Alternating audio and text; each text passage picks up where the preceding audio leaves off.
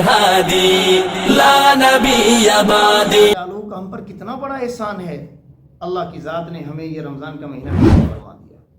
اور حدیث میں جناب رسول اللہ صلی اللہ علیہ وسلم نے فرمایا کہ رمضان شہر اللہ، رمضان اللہ کا مہینہ ہے، اس کی نسبت اللہ کی طرف ہے. یہ تو سارے مہینے اللہ کے ہیں، سب دن اللہ کے ہیں، لیکن یہ مہینہ ایک خاص نسبت لے کر آیا ہے کہ اس مہینے میں اللہ کی انوارات و تجلیات اپنے بندوں پر بارش کی قطروں سے زیادہ برستی رہتی ہے کہ اس کے اندر ایک مرتبہ سبحان اللہ کہنا 70 کا ثواب دیا جاتا ہے. اور حدیث میں جناب رسول اللہ صلی اللہ علیہ وسلم نے فرمایا کہ روزہ دار کی تسبیح پر، نیند پر بھی اللہ اجر دے رہے ہیں. روزہ دار کا نیند کرنا بھی ثواب میں شامل ہے. روزہ دار کا سبحان اللہ کہنے پر 70 مرتبہ ثواب دیا جا رہا ہے. قربان جائیں، اس رمضان المبارک کے مہینے کے اندر اللہ کی رحمتوں کا نزول بالکل بے انتہا اپنے بندوں پر ہوتا چلا جا رہا ہے، جبکہ پہلے اس مہینے کے پہلے عشرے میں اللہ نے پورے 10 دنوں کو رحمتوں کا عشرہ بنا دیا کہ وہ رحمتیں اتنی خاصہ نازل ہو رہی ہیں کہ وہ بندہ اپنی ظلمت سے باہر نکل سکتا ہے.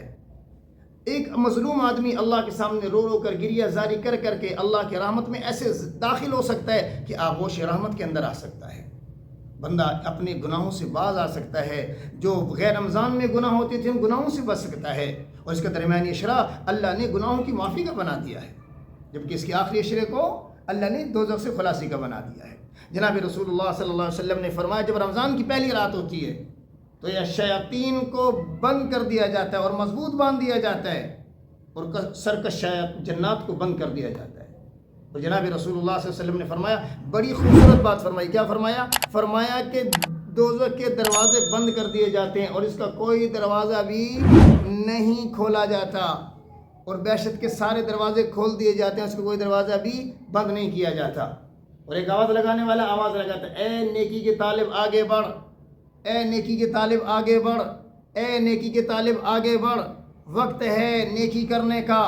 اور اے بدی کے طالب بدی سے رک جا، وقت ہے رکنے کا، اپنے اللہ کو راضی کر لے. ایک آواز آ رہی ہے کوئی مانگنے والا جس کو عطا کروں، ہے کوئی رزق مانگنے والا جس کو روزی دیتا چلا جاؤں، ہے کوئی گناہوں سے معافی مانگنے والا جس کے گناہوں کو معاف کر دوں، ہے کوئی دعائیں مانگنے والا جس کی دعائیں قبول کر لوں. کیا خوبصورت انداز ہے میرے اللہ کا.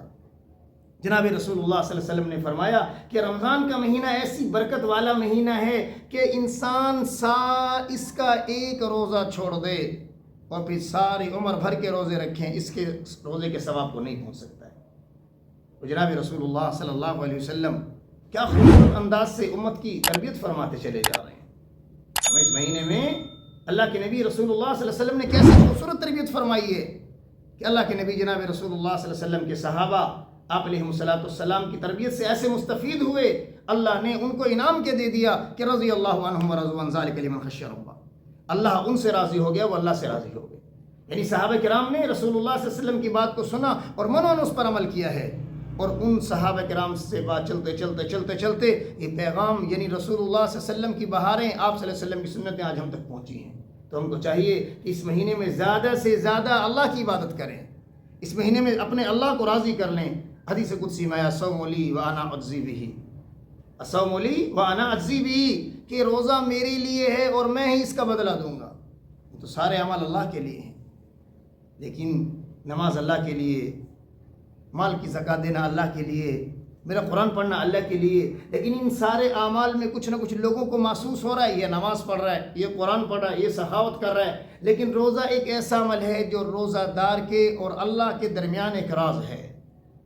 اللہ نے اس کا اجر فرشتوں کو بھی نہیں بتایا، اس کا اجر اللہ ہی عطا فرمائیں گے.